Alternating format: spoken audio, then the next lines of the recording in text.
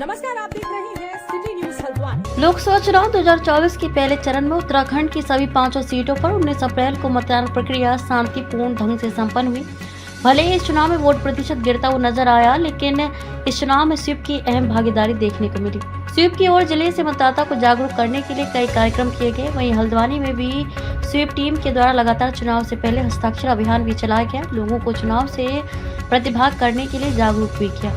वहीं स्वीप जिला समन्वयक सुरेश अधिकारी ने बताया कि जो हमारी स्वीप टीम है वह जिलाधिकारी व मुख्य विकास अधिकारी के निर्देशन में पिछले 4-5 महीने से लोगों को मतदान प्रक्रिया में जोड़ने के लिए हमारी स्वीप टीम ने प्रयास किया, जिसमें हमारे जिला स्तर की टीम, ब्लॉक की टीम और अन्य विभागों से मिलकर कई नवाचार हमारे द्वारा इस बार किए गए और प्रयास किया गया कि हमारा हर स्तर का मतदाता इस प्रक्रिया में जुड़े।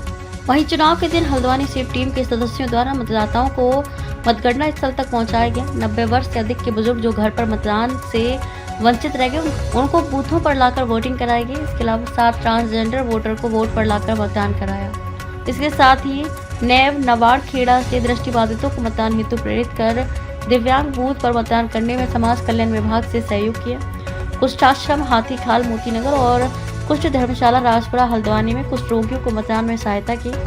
इस तरह लोकसभा चुनाव 2024 में स्वीप टीम ने अपनी भागीदारी निभाई। जो हमारी स्वीप टीम है वो जिलाधिकारी और मुख्य विकास अधिकारी के निर्देशन में लगभग पिछले 4-5 माह से निरंतर जो लोग हैं हमारे उनको मतदान प्रक्रिया में जोड़ने के लिए अथक प्रयास हमारी स्वीप टीम के द्वारा करा गया, जिसमें हमारी जिला स्तरीय जो टीम है स्वीप की, उसके साथ ही हमारे ब्लॉक स्तर के भी हमारे द्वारा एक टीम है और उसके साथ ही अन्य विभागों के माध्यम से मिलकर उसमें विभिन्न हमारे माध्यम थे, चाहे हमारे इस बार जो बहुत सारे नवाचार थे, चाहे हम डेमोक्रेसी कैफे की बात कहें, युवा महोत्सव की बात कहें, जनजाति महोत्सव की बात कहें, मशाल जुलूस की बात कहें, बहुत सारे नवाचार हमारे द्वारा इस बार करे गए थे और प्रयास करा गया था कि जो हर स्तर का हमारा मतदाता है उसको इस प्रक्रिया में जोड़ा जाए।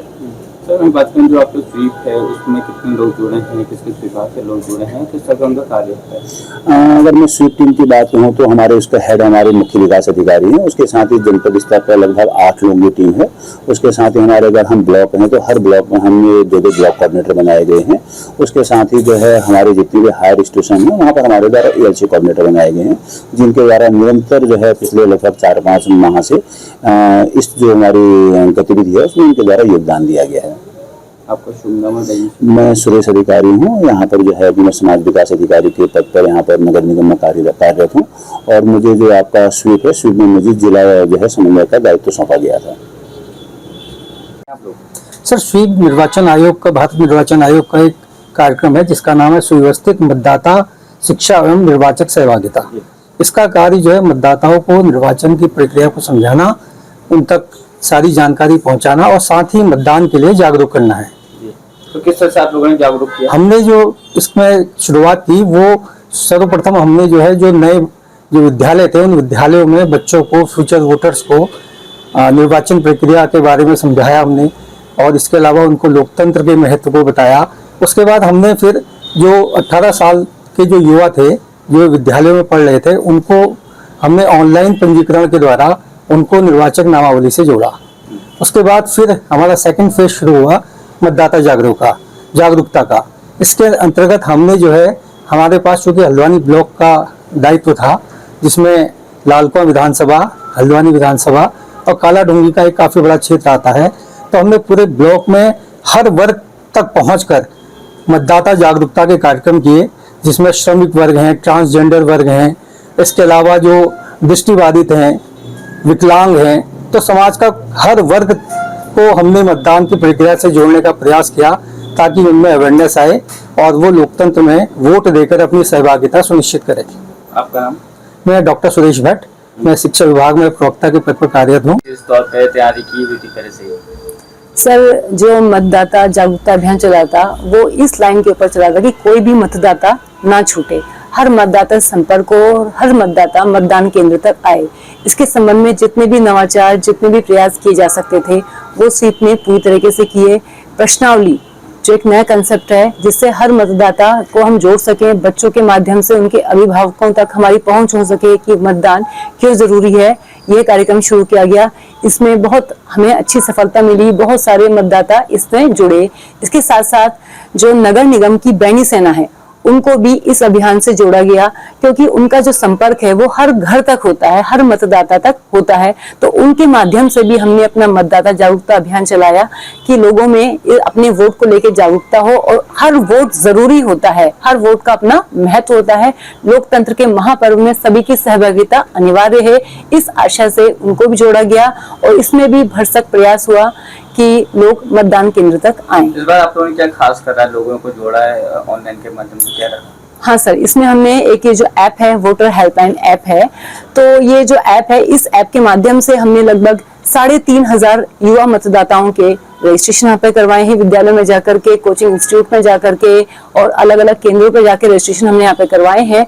और इसके साथ साथ इस ऐप का जो यहाँ पे फायदा है वो हर वर्ग को है कि हम अपना मतदाता सूची पर्ची अगर हमें प्राप्त नहीं होती तो उसमें अपना नाम दे सकते हैं, हमारे क्षेत्र से कौन कैंडिडेट है, इलेक्शन का क्या परिणाम रहा।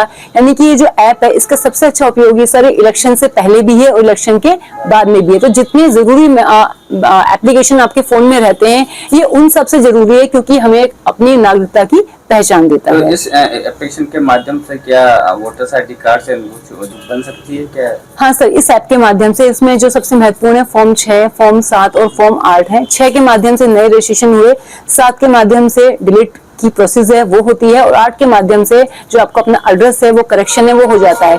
इस ऐप से हमें बहुत सफलता इसलिए मिली क्योंकि घर बैठे, जैसे आजकल जो मोबाइल फोन है, कर लो दुनिया मुट्ठी में, तो आपके माध्यम से एक फोन है, फोन के माध्यम से ही आप अपना रजिस्ट्रेशन कर सकते हैं, आप अपना मतदाता ई-एपिक कार्ड डाउनलोड कर सकते हैं।